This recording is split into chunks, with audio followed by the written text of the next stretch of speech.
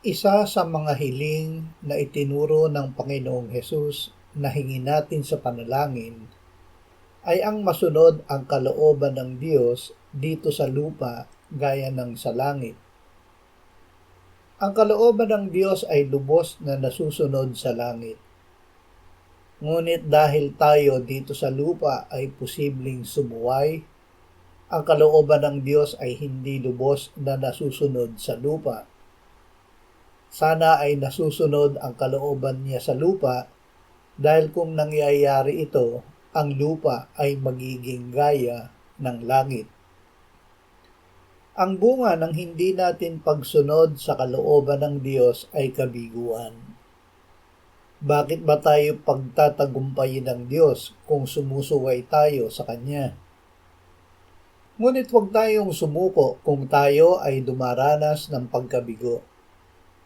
Ang pagkabigo ay pagkakataon na ibinibigay ng Diyos upang tayo ay magpakababa, lubos na magtiwala sa Kanya at sa Kanyang kalooban.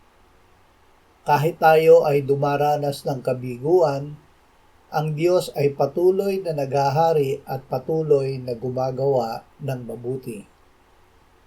Kaya't huwag tayong sumuko, huwag tayong magsawa sa paggawa ng mabuti.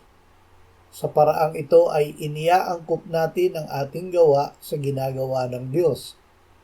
Magtiwala at magtiyaga tayo sapagkat hindi tumitigil ang Diyos sa pagkilos at sa tamang panahon ay mag-aani tayo. Sinasabi ng Diyos na sa pamamagitan niya ay mapapangibabawa natin ang ating pagkabigo at tayo ay magtatagumpay.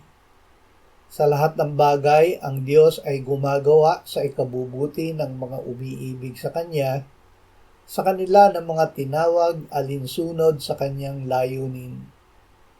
Bakit ginagawa niya ito?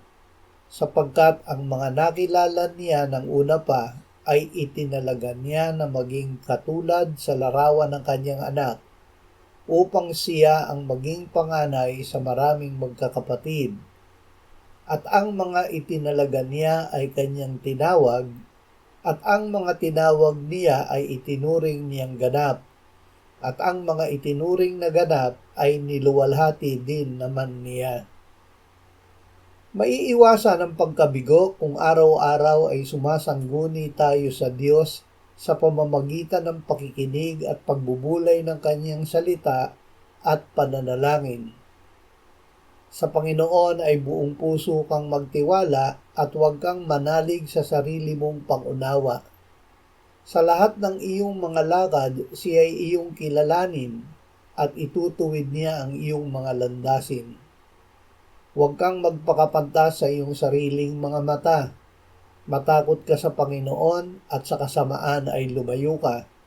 Ito'y magiging kagalingan sa laman mo at kaginhawahan sa iyong mga buto. Ang hindi pagsunod sa kalooban ng Diyos ay kasalanan. Kaya't ang pangunahing dahilan ng pagkabigo ay kasalanan. Kung magkasala, aminin agad natin ito sa Diyos. Kung sinasabi natin tayo'y walang kasalanan, dinadaya natin ang ating sarili at ang katotohanan ay wala sa atin.